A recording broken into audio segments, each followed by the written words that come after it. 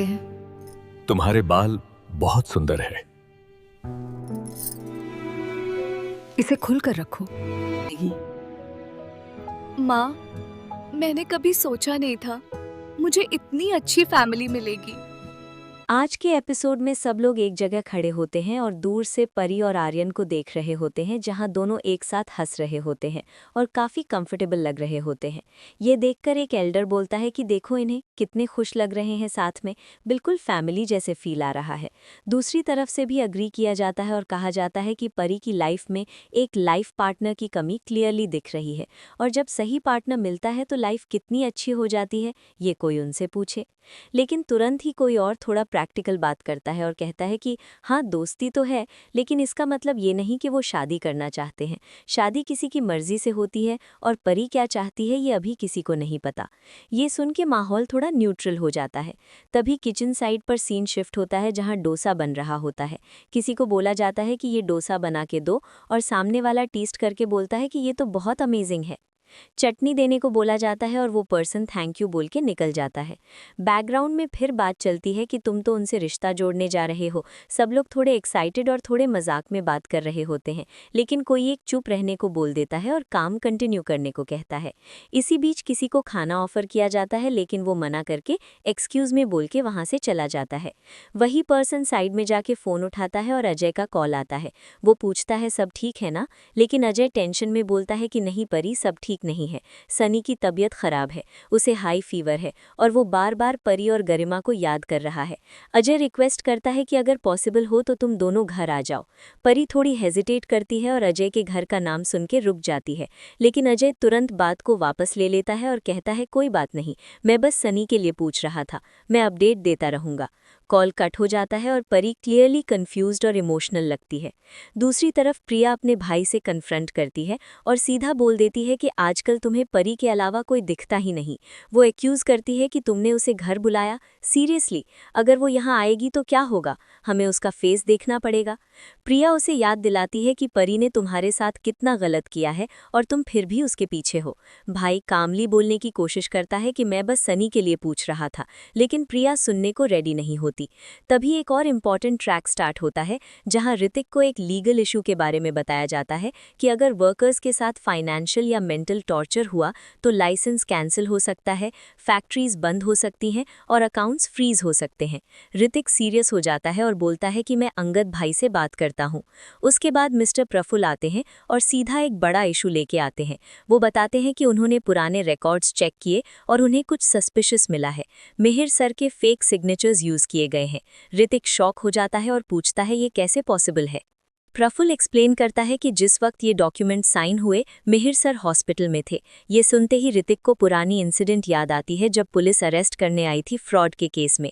ऋतिक बोलता है कि ये पहले भी हो चुका है और अब भी हो रहा है और उसे पता है कौन कर रहा है। वो नाम लेता है रणविजय का। कहता है कि हमने उसे घर से निकाल दिया था, लेकिन वो अभी भी बिजनेस में इन्वॉल्व्ड है। ऋतिक तुरंत एक्शन लेने को बोलता है और कहता है कि लास्ट 7 ईयर्स के रिकॉर्ड्स निकालो और सब चेक करो। वो क्लियरली डिसाइड करता है कि अब इस प्रॉब्लम का परमानेंट सोल्यूशन निकालना ही पड़ेगा। सीन शिफ्ट होता है, जहां तुलसी एक बिल्डिंग में आती है और नंदिनी से फ़ोन पर फ्लैट नंबर कंफर्म करती है। वहां जाके वो मधु से मिलती है, जो करण की फ्रेंड होती है। मधु उसे पहचान लेती है और अंदर बुलाती है। डैनी भी आता है और दोनों तुलसी को रिस्पेक्ट के साथ वेलकम करते हैं। वो लोग बताते हैं कि करण उनका कॉलेज फ्रेंड है और रिसेंटली उनकी दोबारा बात हुई। तुलसी को जिंजर टी ऑफर की जाती है और वो लोग कैजुअली बात करते हैं। मधु बताती है कि कल उनकी एनिवर्सरी थी और केक भी दिखाती है। फिर सूरज का मेंशन होता है, जो उनका बेटा है और वो बेंगलोर में पढ़ता है। वो कहते हैं कि सूरज करण से काफ़ी अटैच्ड है और कभी कभी मजाक में कहते हैं कि वो करण का ही बेटा है। ये सुन के तुलसी के दिमाग में डाउट्स क्लियर होने लगते हैं। तुलसी बताती है कि करण ने फ्लैट लेने की बात की थी तो वो चेक करने आई थी। मधु एक्सप्लेन करती है कि वो लोग 2 दिन पहले ही यहाँ शिफ्ट हुए हैं और करण ने ही ये फ्लैट रेंट पर लेने का प्लान बनाया था। तुलसी पोलाइटली वहाँ से निकलती है और उनका थैंक्स करती है। जाते ही डैनी किसी को कॉल करके बताता है कि तुलसी आई थी और हमने सब हैंडल कर लिया। सामने से वॉइस आती है जो क्लियरली करण की होती है और वो उनका थैंक यू करता है। दूसरी तरफ तुलसी अपने आप से सोचती है कि अच्छा हुआ मैंने सच सुन लिया, वरना मैं गलत समझ बैठती। वो कहती है कि करण ऐसा सोच भी नहीं सकता और नंदिनी शायद गलत थी।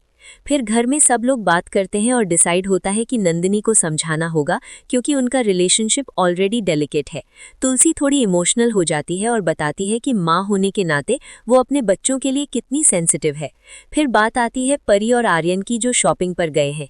किसी को लगता है आर्यन परी के लिए अच्छा लड़का हो सकता है और रिश्ता आगे बढ़ाने की भी बात होती है, लेकिन तुलसी रोक देती है और कहती है पहले करण और नंदिनी का इशू सॉल्व करो।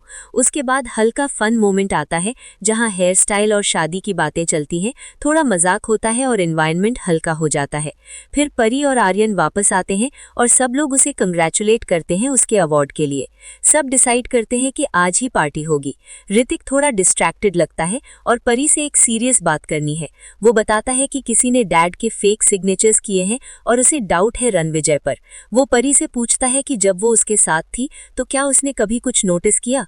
परी क्लियरली बोलती है कि जो इंसान अपने फायदे के लिए शादी कर सकता है वो कुछ भी कर सकता है, लेकिन उसे उसके इल्लीगल काम के बारे में कुछ नहीं पता। परी एक आइडिया देती है कि रणविजय का पार्टनर सुहास उनकी मदद कर सकता है क्योंकि पैसों के लिए वो कुछ भी बोलेगा। ऋतिक को ये आइडिया पसंद आता है और वो उसका थैंक्स करता है। उसके बाद केक कटिंग होती है, सब सेलिब्रेट करते हैं और एक फैमिली बॉन्डिंग मोमेंट क्रिएट होता है। फिर सेलिब्रेशन का माहौल और ज़्यादा लाइवली हो जाता है, जहां सब लोग केक कट करने के बाद एक दूसरे को फीड करते हैं और मजाक मस्ती चलती रहती है। किसी ने बोला कि पहले अपने हस्बैंड को केक खिलाओ, फिर किसी और को। सब लोग हंस रहे होते हैं और परी को सेंटर में रखा जाता है क्योंकि अवार्ड उसे मिला है। परी थोड़ी इमोशनल हो जाती है और कहती है कि उसने कभी नहीं सोचा था कि उसे इतना प्यारा फैमिली मिलेगा। ये सुन के सब उसे टीज करते हैं और उसका मूड हल्का करने की कोशिश करते हैं। कोई बोलता है कि केक पसंद नहीं आया क्या जो रो रही हो, और सब हंस पड़ते हैं। तभी किसी को लगता है कि पार्टी थोड़ी बोरिंग हो रही है, तो वो सजेस्ट करता है कि थोड़ा डांस और म्यूजिक होना चाहिए। सब अग्री करते हैं और बात निकलती है स्कूल के दिनों की, जहां परी और आर्यन हमेशा डांस में आगे रहते थे। ये सुन के सब एक्साइटेड हो जाते हैं और इंसिस्ट करते हैं कि परी और आर्यन अभी डांस करें।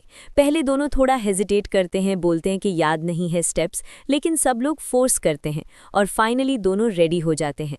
म्यूजिक चलता है और परी और आर्यन डांस करते हैं। सब लोग उन्हें देखकर क्लैप करते हैं और अप्रिशिएट करते हैं। डांस के बाद सब उनकी तारीफ करते हैं और आर्यन भी मजाक में कहता है कि मैंने सही किया ना, जबकि परी उसे टीज करती है। फिर सब डिसाइड करते हैं कि अब मुन्नी को परफॉर्म करना चाहिए। वो मना करती है लेकिन सब इंसिस्ट करते हैं। फाइनली डिसाइड होता है कि वो डांस नहीं करेगी बल्कि गाना गाएगी। मुन्नी गाना स्टार्ट करती है और सब शांत होकर सुनते हैं। परफॉर्मेंस खत्म होने के बाद सब उसकी तारीफ करते हैं और क्लैप्स देते हैं। माहौल एकदम इमोशनल और हैप्पी मिक्स हो जाता है। लेकिन इसी बीच एक पैरेलल टेंशन भी बिल्ड होती है।